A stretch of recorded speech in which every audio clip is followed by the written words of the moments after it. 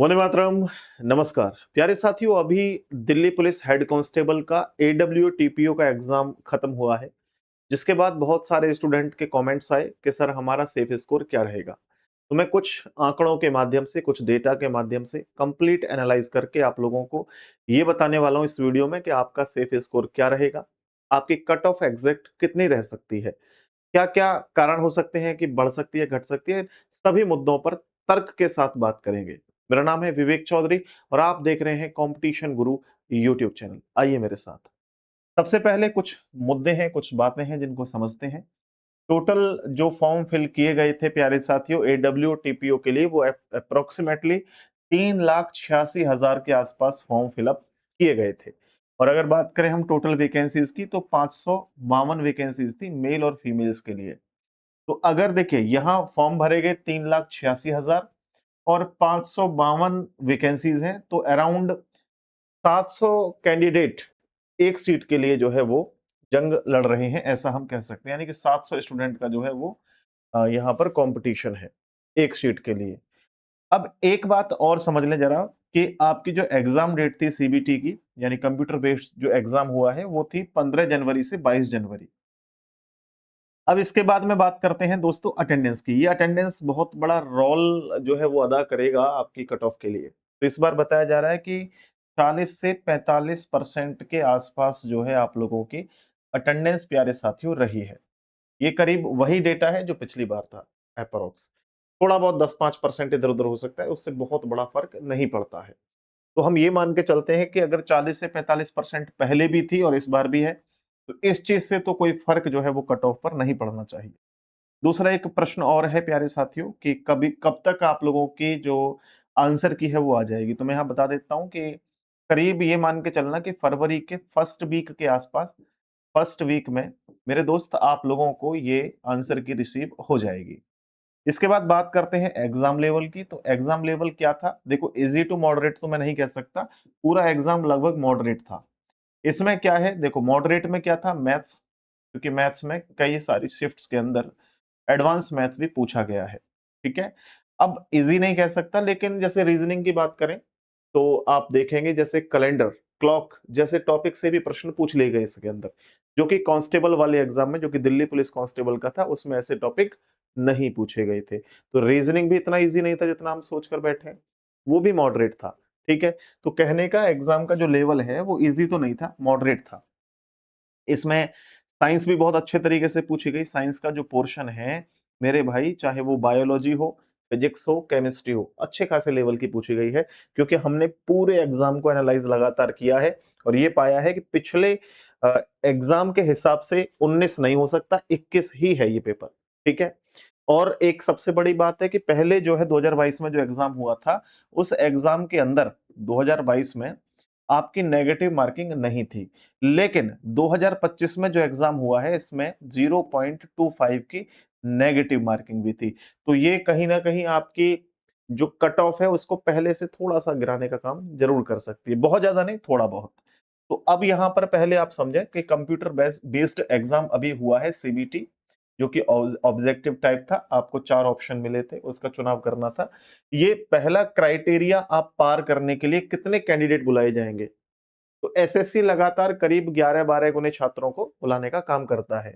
यानी टोटल मैं कहूं 552 वैकेंसीज हैं, इनका आप 12 गुना कर लें, इतने स्टूडेंट को जो है बुलाया जाएगा। ठीक है, करीब 6,000 के आसपास स्टूडेंट को बुलाया जाएगा, यानी पास किया जाएगा, ऐसा कह सकते हैं। उसके बाद आपका फिजिकल होगा, मेजरमेंट होगा, उसके बाद थर्ड में ट्रेड टेस्ट होगा, यानी कि रीडिंग और डिक्टेशन टेस्ट आप लोगों का होगा। उसके बाद कंप्यूटर प्रोफिशिएंसी टेस्ट होता है, जो कि हम कह सकते हैं एक तरीके से बेसिक नॉलेज पूछी जाती है आपसे। ठीक है, उसके बाद डॉक्यूमेंट वेरिफिकेशन होता है। तो ये क्राइटेरिया बचा हुआ है, लेकिन सबसे महत्वपूर्ण जो क्राइटेरिया है वो आप लोगों का CBT था।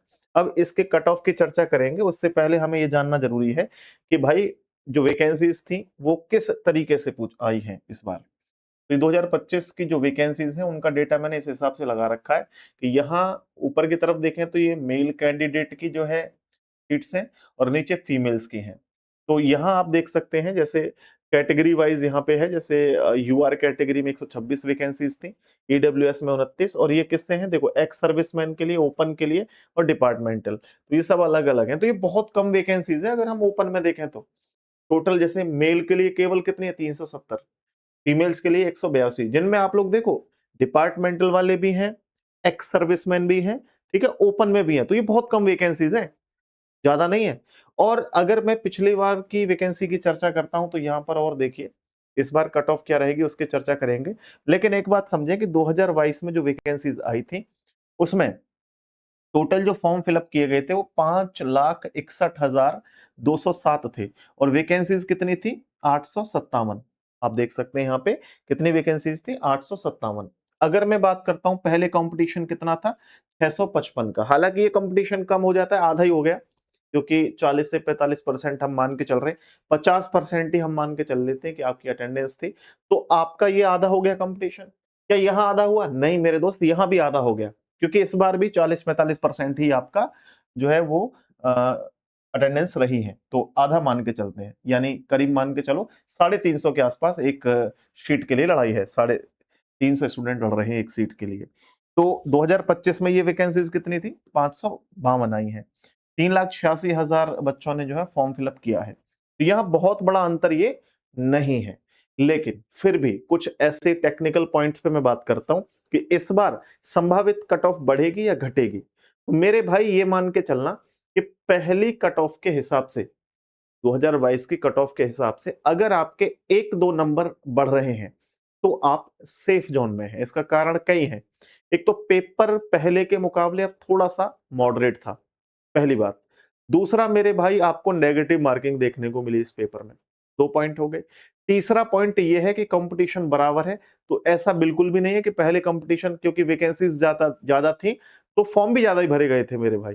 तो पहले भी एक सीट पे कंपटीशन इतना था, अब भी लगभग इतना ही है, तो बहुत ज्यादा बढ़ने की संभावना नहीं है। यहाँ अगर हम लोग देखें, देखिए यहाँ पे ये 2022 की कट ऑफ है। जैसे यूआर कैटेगरी में मेल कैंडिडेट की 71 पर थी, तो इस बार ज्यादा से ज्यादा आप मान के चलना 72। अगर आपकी 71 भी है ना, यानी 71 प्लस या 72 प्लस है आपके, 1-2 नंबर इधर उधर मान के चलना, तो आप एकदम सेफ जोन में है। आगे की प्रोसेस की तैयारी आप लोग करना शुरू कर दें। इसके बाद ओबीसी से हैं तो पहले 66.48 पर गई थी, इस बार मान लेना आप 67 के आसपास। यहां पर एससी की बात करता हूं तो 62 पर थी पहले, अब की बार भी मान लेना 62 के आसपास ही रहेगी। एसटी की 55 थी, सपोज 1-2 नंबर इधर उधर आप मान के चलना, बहुत ज्यादा अंतर नहीं होगा। पहले ईडब्ल्यूएस की 66 थी, इस बार ईडब्ल्यूएस के 1-2 नंबर जो है वो बढ़ सकती है, ये ध्यान रखना, ठीक है। अदर की बात करें तो ये आप देख ही सकते हैं। इधर मैं फीमेल कैंडिडेट की बात करता हूं तो फीमेल कैंडिडेट में है मेरे दोस्तों, यहाँ पर यहाँ पर आप ध्यान रखना कि जैसे 60 पर थी पहले, 60.82, तो करीब इतनी ही इस बार भी आप मान सकते हैं। और यहाँ पर 53 आप देख सकते हैं, ओबीसी की थी तो 53-54 ही इस बार मान के चलें। एससी की बात करें 48, तो इस बार 48-49 मान के चलें, बहुत ज्यादा नहीं बढ़ेगी। एसटी की 37-38 थी, इस बार ज्यादा ज्यादा आप मान के चले 39 हो सकती है। ईडब्ल्यूएस की 51 थी, ये 52-53 तक जा सकती है दोस्तों, ठीक है। तो ये आप लोगों की कट ऑफ की संभावना है। बाकी बाकी आपकी कट ऑफ की जो 100% जानकारी मिलेगी वो आंसर की आने के बाद पता लगेगी, क्योंकि अभी जो डेटा स्टूडेंट के माध्यम से आया है वो थोड़ा सा सही भी हो सकता है, लगभग गलत भी हो सकता है, क्योंकि बहुत सारे क्वेश्चन के ऑप्शन ही गलत थे। एग्जाम हॉल में जब गए स्टूडेंट बता रहे थे, कई सारे जो है वो ऑप्शन ही मिसिंग थे, तो बहुत सारे क्वेश्चंस को लेकर के भी डाउट है। वो डाउट भी क्लियर होगा तो और क्रिस्टल क्लियर हो जाएगा। लेकिन मैं फिर यही कहूंगा कि जिन स्टूडेंट के नंबर पहले ही कट ऑफ के बराबर भी हैं, आप बिल्कुल सेफ जोन में है, ये मान के चलना, ठीक है दोस्तों। उम्मीद करता हूं कि मेरे द्वारा दी गई जानकारी आपको बहुत बढ़िया लगी होगी। आप आगे के एग्जाम्स की तैयारी करना चाहते हैं और मेरे साथ कंप्लीटली जुड़ना चाहते हैं तो रीजनिंग बाय विवेक सर यूट्यूब चैनल को भी ज्वाइन कर लें, क्योंकि इस चैनल पर प्यारे साथियों मैं लगातार रीजनिंग की classes free of cost provide करवा रहा हूं।